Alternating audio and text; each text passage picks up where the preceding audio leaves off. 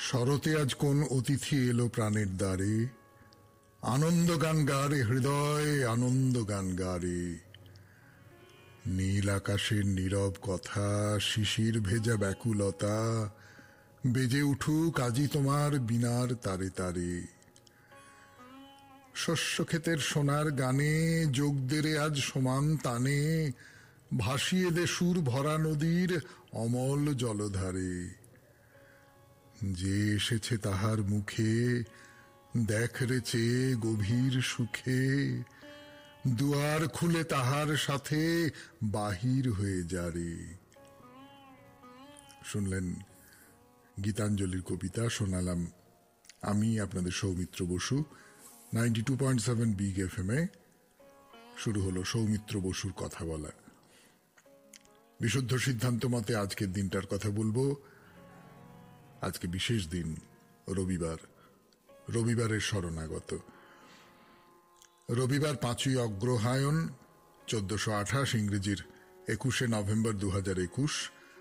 তিথি কার্তিক কৃষ্ণপক্ষ দ্বিতীয়া, নক্ষত্র রোহিণী। সূর্যোদয়ের সময় ভোর 5:57 হয়ে 4 সেকেন্ড। সূর্য অস্ত যাবার সময় বিকেল 4:47 হয়ে 54 সেকেন্ড। আজকে জন্মে বৃষ রাশি, বৈশ্যবর্ণ, মতান্তরে শূদ্রবর্ণ নরগণ। দিনের বেলা 7:36 গতে দেবগণ। রাত্রি 9:10 গতে মিথুন রাশি, শূদ্রবর্ণ, মতান্তরে বৈশ্যবর্ণ। আমাদের হোয়াটসঅ্যাপে চিঠি পাঠাবার নাম্বারটা বলি, 9831922927। চিঠির গোড়ায় কিন্তু SG লিখতে ভুলবেন না।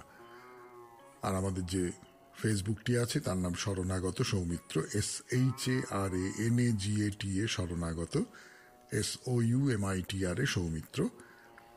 এই শরণাগত সৌমিত্র পাতায় প্রত্যেক সোম, বুধ আর শুক্রবার আপনাদের সৌমিত্র বসু উপস্থিত থাকে। খুব দারুণ রকমের কোনো ঝামেলায় জড়িয়ে না পড়লে আপনাদের সঙ্গে গল্প করে, আড্ডা মারে, আপনারাও পোস্ট করেন, আর আমাকে তো দেখাই যায়। আর প্রতিদিনের অনুষ্ঠানে একটা করে কবিতা আবৃত্তি বরাদ্দ আছে আমার। তাহলে এইবারে বলি আজকের অনুষ্ঠান সম্পর্কে। আজকের অনুষ্ঠান সম্পর্কে যেটা বলবা সেটা হলো আপনাদের লেখা চিঠি আমি পড়ে শোনাবো। প্রথম যে চিঠিটি, সেই চিঠিটি লিখেছেন সন্ধ্যা মজুমদার, নৈহাটি থেকে। সেই চিঠি দিয়ে শুরু করব আজকে শরণাগত 92.7 বিগ এফএম এ গানের পর। মজুমদার নৈহাটি থেকে চিঠি লিখেছেন আমাদের আজকের রবিবারের শরণাগতের প্রথম চিঠি 92.7 বিগ এফএম এ। শরণাগত 92.7 বিগ এফএম বিষয়ে প্রভু তোমা লাগি আঁখি জাগি। আমরা পৃথিবীর বুকে বসে ধনসম্পদ ভোগ করছি, মাঝে মাঝে একটি বাসনা পরম পিতাকে দর্শন করা। পূজা, ধ্যান, নৈবেদ্য সব ধরনের অনুষ্ঠান করেও তিনি দেখা দেননি, তবু আমরা আনন্দ পাই। আমি আমার দুধওয়ালা, একজন সৎ ভিখারি এবং মাছওয়ালার ভেতর পরম করুণাময় ঈশ্বরকে দেখি। আমাদের বাড়িতে এরাই ঈশ্বর। যিনি দুধ দিতেন হঠাৎ মারা যান। ব্যবসার জন্য আমার কাছে ধার নিতেন, ছেলেকে শোধ করতে বলেছেন। মাছওয়ালার সততা দেখে মুগ্ধ। গহনা যিনি গড়েন তিনিও সৎ ছিলেন, কিন্তু ওর ছেলের লোভ দেখে উনি হতবাক। সকলে আমাকে মা বলে ডাকতেন। ভিখারি ভদ্রলোক খেয়ে যেতেন। ধুলার পৃথিবীর সৎ মানব সম্পদ, আমার না দেখা জীবনের দেবতা, ভালোবাসার দেবতা। ওদের দেখা পেয়ে আমি ধন্য। নমস্কার সকল বন্ধুগণকে, ভালো থাকুন। সন্ধ্যা মজুমদার, নৈহাটি। এই যে আপনি মানুষের মধ্যে, দোষে গুণে মানুষের মধ্যে ঈশ্বরকে দেখেছেন, একটা পরম দেখা সন্ধ্যা দেবী। আপনাকে অভিনন্দনই জানাতে ইচ্ছে করছে। আপনার চিঠিটি দিয়ে শুরু হলো আমাদের আজকের অনুষ্ঠান। এরপর গান, গানের পর এর পরের চিঠি শোনাবো আপনাদের। সেই চিঠিটি লিখেছেন প্রণতি পাল, নিউ আলিপুর থেকে। গান শেষ, চিঠি শুরু। প্রণতি পালের চিঠি প্রণতিপাল লিখেছেন নিউ আলিপুর থেকে। 92.7 বিগ এফএম এ শুনছেন রবিবারের শরণাগত। চিঠি পড়ছি আমি, আপনাদের সৌমিত্র বসু। ছেলেবেলা থেকে জীবনের স্রোত যখনই বিপরীতমুখী হয়েছে, নিরাপত্তার আশায় মন ছুটে গেছে দেবস্থলে আরাধ্যা দেবী আদ্যা মায়ের কাছে। কখনো বিপদমুক্ত হবার কাতর প্রার্থনা নিয়ে, কখনো কাঙ্ক্ষিত বস্তু পাবার আশায়। না, মনে করতে পারছি না অপরিণত সরল মনের সেই সব কাতর প্রার্থনা পূরণ হয়েছিল কি না। কখনো খুব অভিমান হয়েছে, কিন্তু আরাধ্যা দেবীর থেকে মন কখনো সরে আসেনি। বয়স বৃদ্ধির সঙ্গে সঙ্গে চাহিদাগুলো অবচেতন মনেই একটু একটু করে গেল পাল্টে। কখনো ক্রোধ, হিংসা, লোভ মুক্ত হবার কাতর প্রার্থনা নিয়ে আরাধ্যা দেবীর কৃপা প্রার্থী হয়েছি। কখনো সততা, ত্যাগ, জ্ঞান, ভক্তি ভিক্ষা চেয়েছি। আর এখন এই পরিণত বয়সে পার্থিব অপার্থিব কোনো কিছু চাইতে সংকোচ বোধ হয়। শুধু আরাধ্যা দেবীর কাছে দুবেলা বসে তার নাম জপে, নামের মাঝেই করুণা ও কৃপা উপলব্ধি করে অনুভব করি অপার্থিব আনন্দ। আর বলি, প্রভু তোমা লাগি আঁখি জাগে, দেখা নাই পাই। নমস্কার দাদা, খুব ভালো থাকবেন। ছোট্ট চিঠি, খুব বড় নয়, কিন্তু এই চিঠির মধ্যে একটা পরিক্রমা আছে। কম বয়সে আমরা আমাদের যে ইষ্ট দেবতা, তার কাছে নানান রকম কিছু চাই। তারপর একটা সময় সেই চাওয়াগুলো কমতে কমতে কমতে কমতে ক্ষইতে ক্ষইতে ক্ষইতে ক্ষইতে প্রায় বিলীন হয়ে যায়। তখন মনে হয় শুধু তোমার নামটাই গাইব, শুধু তোমার নামটাই করব, এর চেয়ে বেশি আর কিচ্ছু চাইব না। খুব সুন্দর। এবার গানের পরে আমাদের পরের চিঠি 92.7 বিগ এফএম এ শরণাগত অনুষ্ঠানে। সেই চিঠিটি লিখেছেন সুনীলাশ্রী সাঁতরা। গানের পর সুনীলাশ্রী সাঁতরা, তার চিঠি পড়তে শুরু করবো এবার 92.7 বিগ এফএম এ শরণাগত অনুষ্ঠানে। প্রথমে সৌমিত্র দাদাকে ভাইফোঁটা ও সবাইকে দীপাবলির প্রীতি ও শুভেচ্ছা দিলাম। ধন্যবাদ 92.7 বিগ এফএম স্মৃতির পুনর্জন্ম দেওয়ার জন্য। দাদা, আপনার দেওয়া এই বিষয়ের দুটি লাইন বোধ করি আমাদের প্রত্যেকের জীবনের পরতে পরতে জড়িয়ে আছে। কবিগুরুর এই লাইনের মর্মার্থ বুঝতে পারলাম বাবার আকস্মাৎ মৃত্যুতে। কঠিন সংকটের মুখোমুখি দাঁড়িয়ে বাবার সেই ভরসার কাঁধটা না পেয়ে বড্ড অসহায় বোধ করতাম। চোখ বন্ধ করে তার উপস্থিতি অনুভব করার চেষ্টা করতাম। তার দেওয়া শিক্ষায় নতুন করে পথ চলা শুরু করলাম। মনে হতো বাবা আশেপাশেই আছে। সংসার জীবনে প্রবেশ করার পরে শিক্ষক সম গুরুজন হিসেবে পেলাম আমার শ্বশুরমশাই আর বড় যাকে, কিন্তু তাঁদেরও অকাল মৃত্যু আমাকে একলা করে দিল। সেই শূন্যতা নিয়ে আশ্রয় নিলাম পরম শক্তিমান ঈশ্বরের কাছে, রামকৃষ্ণদেব সারদা মায়ের কাছে। ধীরে ধীরে মনে এলো অপার শান্তি। মনে হলো আমার সব শূন্যতা আস্তে আস্তে ভরাট হয়ে যাচ্ছে। চঞ্চল মন শান্ত হতে শুরু করলো।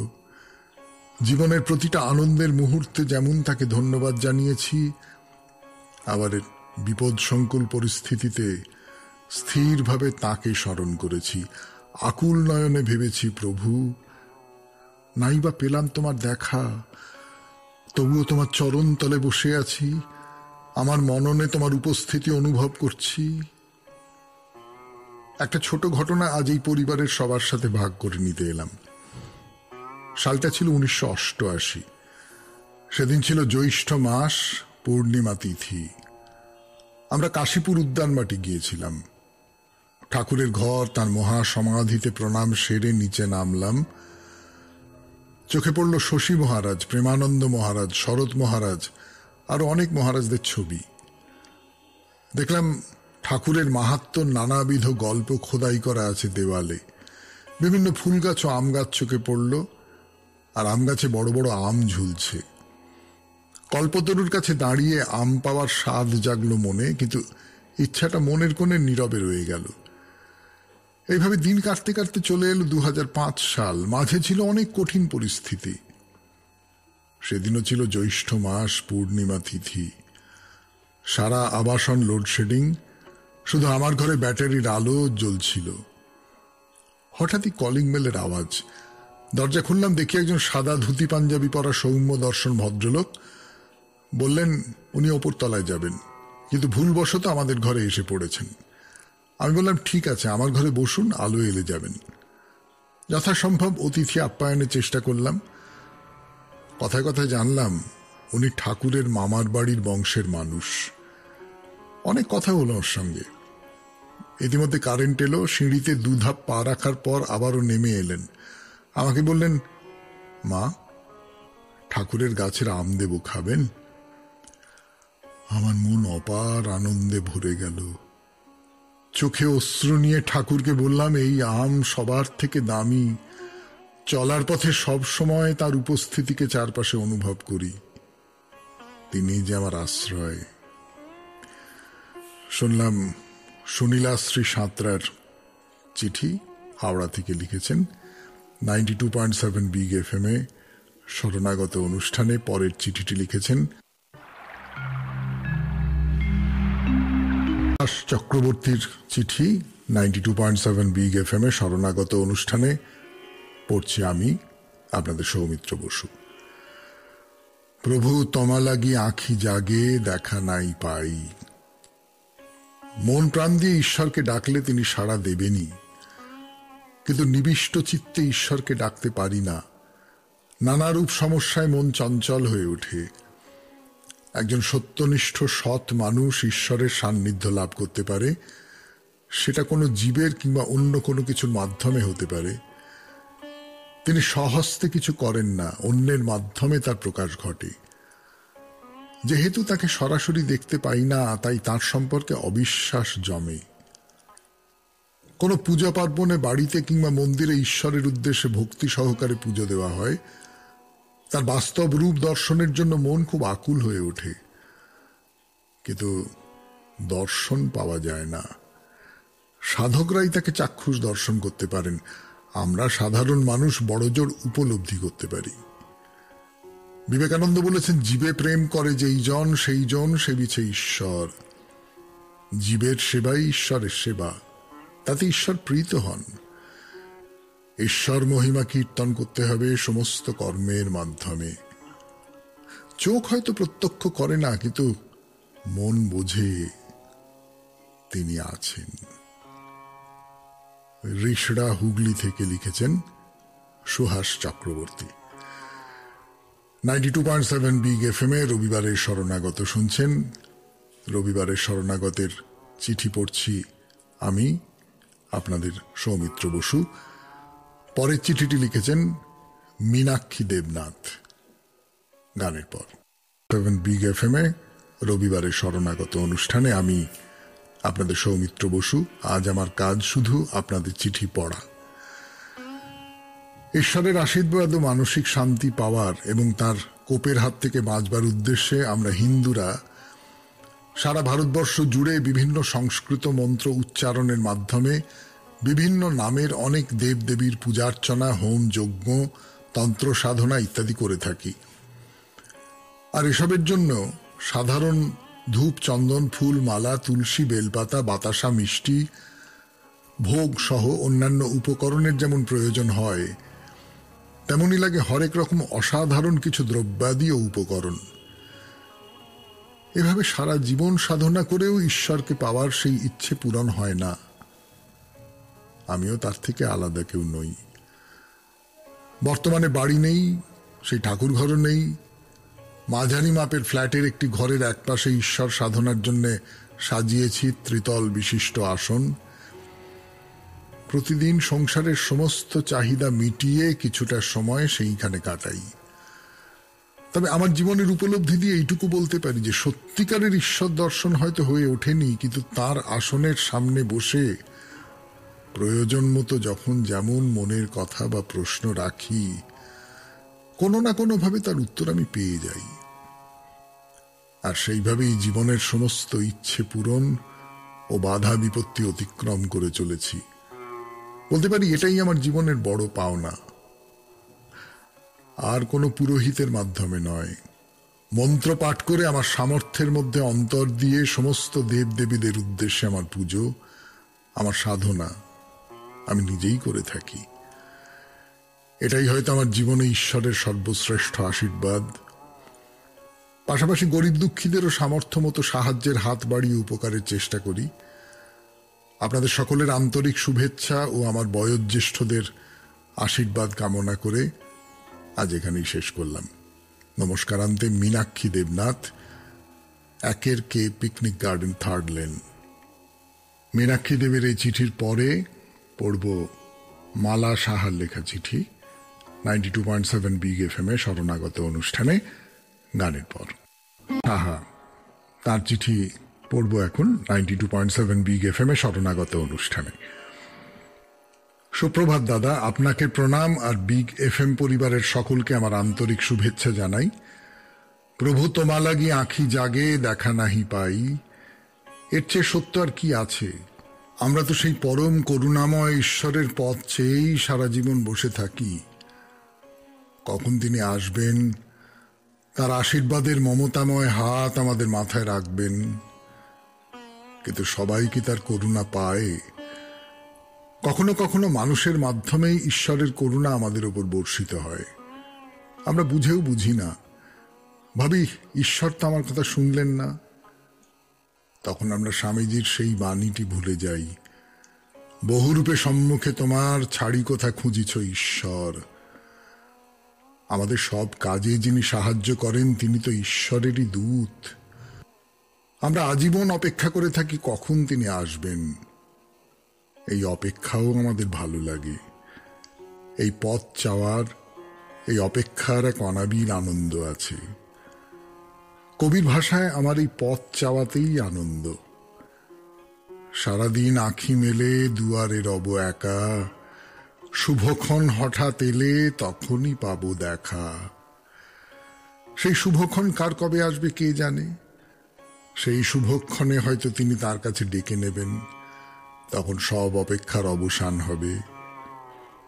হয়তো হবে না, কে জানে। আপনাকে ধন্যবাদ জানিয়ে লেখা শেষ করছি। নমস্কারান্তে, মালা সাহা, বরানগর। ফিরে আসব গানের পর 8ম চিঠিটি পড়বার জন্যে। সেই চিঠিটি লিখেছেন মধুমিতা ভট্টাচার্য, বালি, হাওড়া থেকে। ভট্টাচার্যের চিঠি পড়ব 92.7 বিগ FM এ শরণাগত অনুষ্ঠানে। স্বধর্মে নিধনং শ্রেয়, পরধর্ম ভয়াবহ। কিশোরবেলায় মা বারবার এই কথাটি বলতেন। শেষে বলতেন বাবা বলে গেছেন, মানে আমার দাদামশাই। এর মানে কি?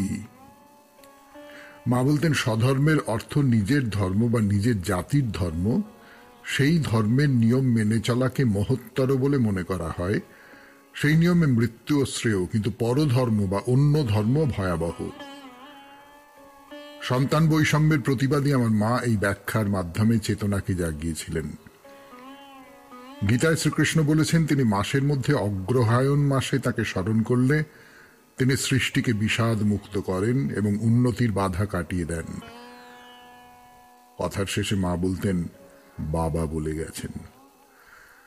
আমার দাদামশাই ছিলেন ইংরেজিতে MA, আবার LLB। এজি বেঙ্গল অফিসের বিরাট পদ অলঙ্কৃত করতেন। ইংরেজ আমলে বালি, বেলুড় এলাকায় যাবতীয় সভাতে দাদামশাই আমন্ত্রিত হতেন। ঈশ্বর ক্ষিতীশচন্দ্র রায় মহাশয়ের নাম বালির ইতিহাস বইটিতে না থাকাতে মা খুব দুঃখ পেয়েছিলেন। প্রথম আমার শ্বশুর বাড়িতে পা রেখে মা আমায় ডেকে বললেন, ছোটবেলায় বাবাকে হারিয়েছ, মনে মনে জানবে বাবার আশ্রয়ে আছো, বটবৃক্ষকে সদা সর্বদা আগলে রেখো। তাই কখনো বৈবাহিক জীবনে ভাবিনি আমার কাছে বাবা মা আছেন। বাবা মা দুজনেই আমার পরম বন্ধু ছিলেন। এনারা প্রত্যেকে আমার ঈশ্বর, আমার প্রভু। 50-এর ঊর্ধ্বে পেলাম শরণাগত, বিগ FM যারা আঁখির আগে, আর পেলাম স্যার সৌমিত্র বসু মহাশয়, আমার দাদাকে, অদৃশ্য হয়ে যিনি ধর্মগ্রন্থকে কর্ণগহ্বরে দিয়ে আত্মার জন্মান্তর ঘটাচ্ছেন। আপনাকে প্রণাম। শেষে মায়ের বলা কথাগুলি মনে পড়ে যায়। মহাজ্ঞানী মহাজন যে পথে করে গমন হয়েছেন প্রাতঃস্মরণীয়, সেই পথ লক্ষ্য করে স্বীয় কীর্তি ধ্বজা ধরে আমরাও হব বরণীয়। এই চিঠিটি লিখেছেন মধুমিতা ভট্টাচার্য, বালি, হাওড়া থেকে। আপনাকে অসংখ্য ধন্যবাদ। খুব সুন্দর একটি চিঠি, এবং আপনি যে আপনার জীবনে যা কিছু কুড়িয়ে পেয়েছেন, পথে যেতে যেতে যা কিছু পাওয়া, তার মধ্যে শরণাগতকেও রেখেছেন। এতে আমরা সমগ্র বিগ এফএম পরিবার সম্মানিত বোধ করছি। পরের চিঠিতে যাব আমরা 92.7 বিগ এফএম এ শরণাগত অনুষ্ঠানে। পরের চিঠিটি লিখেছেন গৌরাঙ্গ চ্যাটার্জি, কাঁকুড়গাছি, কলকাতা থেকে। গানের পর গৌরাঙ্গ চ্যাটার্জি, তার চিঠি পড়ছি 92.7 বিগ এফএম এ শরণাগত অনুষ্ঠানে, রবিবারের শরণাগত। আবারও একবার আমাদের প্রিয় 92.7 বিগ এফএম এর সৌমিত্র গুরুর জীবনের পাঠশালায় আলোর পরশ প্রাণে লাগিয়ে হোক জীবনের সুর বদলে নাড়া লাগিয়ে, প্রভু তোমার লাগি আঁখি জাগে দেখা নাই পাই। আমাদের সকল শ্রোতা বন্ধুদের প্রিয় সৌমিত্র গুরুর হৃদয়ের প্রার্থনা না অনুশোচনা, তার বিশ্লেষণ না গিয়ে আমি আমার জীবনের সত্য ঘটনার জীবন দর্শনে চলে আসি। হ্যাঁ, সেটাই ভালো। সৌমিত্র গুরু মোটেই গুরু নয়, তার কথা বেশি না বলাই ভালো। সালটা ছিল 2012 তারিখ, জুলাই মাসের 9। অমরনাথ দর্শনে গিয়েছিলাম। আমরা 3 জনে ছিলাম, আমি, আমার এক বন্ধু এবং ওর সহধর্মিনী। ভোর 4টে নাগাদ আমরা 3 জন বালতাল থেকে যাত্রা শুরু করেছিলাম। কিছু দূর যাওয়ার পরে আমার বন্ধু আর ওর সহধর্মিনী বলতে শুরু করলাম, আমরা হাঁটতে পারবো না। তখন ওরা ওখানকার লোকাল ট্রেন খচ্চর 2টো ভাড়া নিয়ে রওনা হলো, আর আমি একাই হাঁটতে শুরু করলাম। যাত্রার বিশদ বিবরণে না গিয়ে, অনেক ভয়ঙ্কর সমস্ত অভিজ্ঞতা, পৌঁছে যাই সেই স্পটে যে পরিস্থিতিতে পড়ে, যে জায়গায় দাঁড়িয়ে আজকের জীবনের পাঠশালা বিষয়টি ভীষণভাবে নাড়া দিয়েছিল। তখন বেলা বাজে 12টা 1টা হবে। প্রায় 14-15 কিলোমিটার পৌঁছে গিয়েছিলাম, আর সেই জায়গার উচ্চতা ছিল প্রায় 12-13 হাজার ফুট। যাত্রীদের যাতায়াত মিলিয়ে রাস্তার দৈর্ঘ্য খুব বেশি হলে 5 ফুট। আগে থেকে আকাশটা কালো মেঘে আচ্ছন্ন হয়ে আসছিল। ওই জায়গায় আমার পৌঁছানোর পর হঠাৎ করে প্রথমে বিদ্যুৎ চমকাতে লাগলো, এবং তারপরেই শুরু হলো বাজ পড়তে। আমার বন্ধু ও তার সহধর্মিনী সেই পরিস্থিতিতে কোথায় এবং কি করছে আমি কিছুই জানতে পারছিলাম না। তার কারণ হয়তো আপনারা যারা অমরনাথ গিয়েছেন জানেন, ওখানে একমাত্র আর্মিদের ছাড়া আর কোনো ফোন ইত্যাদি কাজ করে না। তা সে যে কালচারে বিদ্যুতের ঝলকানি আর বজ্রপাত, তাই দেখে আর্মির কর্তা ব্যক্তিরা মাইকে বলতে শুরু করে দিল যে যেমন ভাবে আছেন সেইভাবেই থাকুন, আমরা পরের পরিস্থিতি না বলা পর্যন্ত। ওখানকার অবাঙালিরা তো সব চেল্লাচিল্লি করছে হর হর মহাদেব বলে, আর আমি কবিগুরুর লেখাটা মনে করছি, বজ্রমানিক দিয়ে গাঁথা আষাঢ় তোমার মালা। আর মনে মনে আওড়াচ্ছি আমাদের প্রিয় সৌমিত্র গুরুর আজকের জীবনের পাঠশালার আলোচ্য এই লাইনটা, প্রভু তোমার লাগি আঁখি জাগে দেখা নাহি পাই। এই পাঠ করতে প্রায় 1-2 ঘন্টা ওই পরিস্থিতি সামাল দিয়েছিলাম, আমার আজ পর্যন্ত জীবনের শ্রেষ্ঠ পরিস্থিতি। তারপর আরো রহস্যময় যাত্রার বিবরণ ছিল, কিন্তু অত বিবরণে গেলে আমাদের প্রিয় সৌমিত্র গুরু হয়তো পাঠশালা থেকে দূর করে দেবেন। তাই আজ তবে এইটুকু থাক, বাকিটুকু হবে পরে।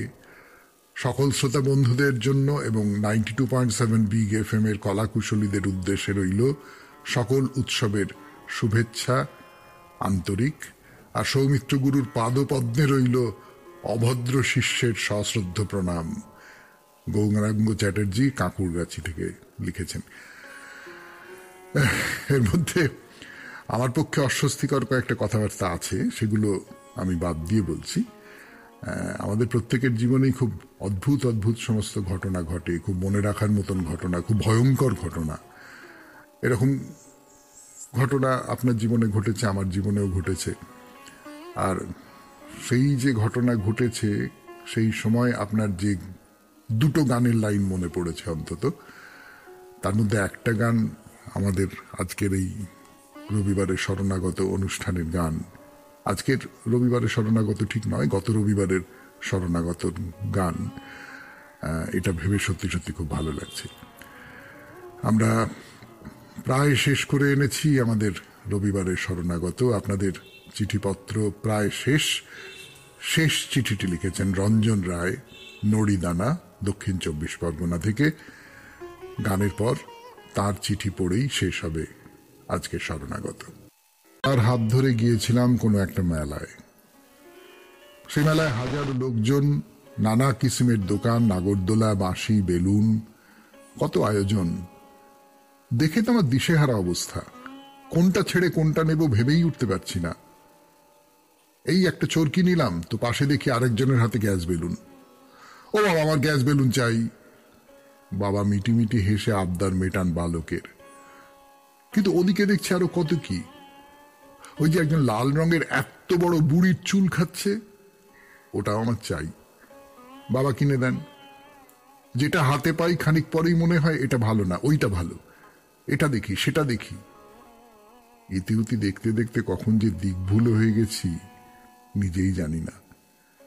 একটা সময় টের পেলাম বাবা পাশে নেই। এদিক ওদিক খুঁজি, কোথাও দেখতে পাই না বাবাকে। রঙিন মেলা মুহূর্তে বিবর্ণ হয়ে যায়। হাতের খেলনা সব ছুঁড়ে ফেলে দিতে ইচ্ছে হয়। আমার কিচ্ছু চাই না। আমার বাবা কোথায়? আমার বাবাকে চাই। ভ্যাঁ ভ্যাঁ করে কাঁদতে থাকি আমি। অবশেষে কোনো এক সহৃদয় মানুষ আমাকে পৌঁছে দেয় বাবার কাছে। বাবা হাসতে হাসতে কোলে তুলে নেয় আমায়। বোকা ছেলে, মেলা না দেখে কেঁদে ভাসালি? আমি তো আছি, দূর থেকে নজর রেখেছি তোর ওপর। তোকে ছেড়ে আমি কোথায় যাব? বাবার বুকে মুখ গুঁজে সেদিন বুঝেছিলাম পরম নিশ্চিন্তি কাকে বলে, কাকে বলে আশ্রয়। দিন, মাস, বছর কত কেটে গেল। তারপর একের পর এক মেলায় ঢুকেছি, একটার পর একটা খেলনা সংগ্রহ করেছি। আজ এই উপান্তে এসে বুঝতে পেরেছি এইসব খেলনাপাতিতে আমার কোনো কাজ নেই। আমার সেই পরম নিশ্চিন্তির আশ্রয়টুকু চাই। কিন্তু কেউ তো নেই যে আমায় পৌঁছে দেবে তার কাছে, যেখানে আমার সব চাওয়ার শেষ, চরম প্রশান্তি। আমি কোথায় পাবো তারে? কেঁদেই চলেছি। মাঝে মাঝে অবশ্য মনে হয় তিনি ঠিকই নজর রাখছেন দূর থেকে। এই ভরসাটা রেখে মেলাটা তো মজা করে উপভোগ করতে পারতাম। তা না করে কেঁদেই গেলাম শুধু। মেলাটাও দেখা হলো না। রঞ্জন রায়, নড়িদানা, দক্ষিণ 24 পরগনা। অসাধারণ চিঠি। মেলার গল্পটা রূপক বলে মনে হয়।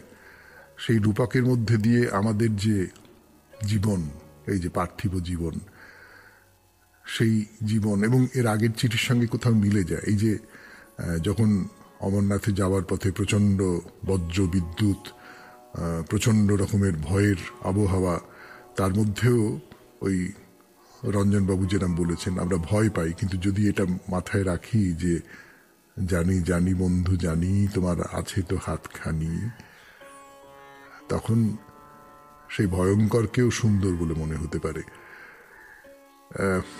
আপনাকে অনেক ধন্যবাদ রঞ্জনবাবু। আপনার এই চিঠিটা আমাদের আজকের রবিবারের শরণাগতকে সমৃদ্ধ করলো। তাহলে আজকের মতো শেষ হলো শরণাগত। 92.7 বিগ FM এর শরণাগত অনুষ্ঠানের শেষে আমি যথারীতি আপনাদের জানাই আমাদের হোয়াটসঅ্যাপে চিঠি পাঠাবার নাম্বার 9831922927, চিঠির গোড়ায় SG, আর ফেসবুক হলো শরণাগত সৌমিত্র, SHARANAGATA শরণাগত, SOUMITRA সৌমিত্র।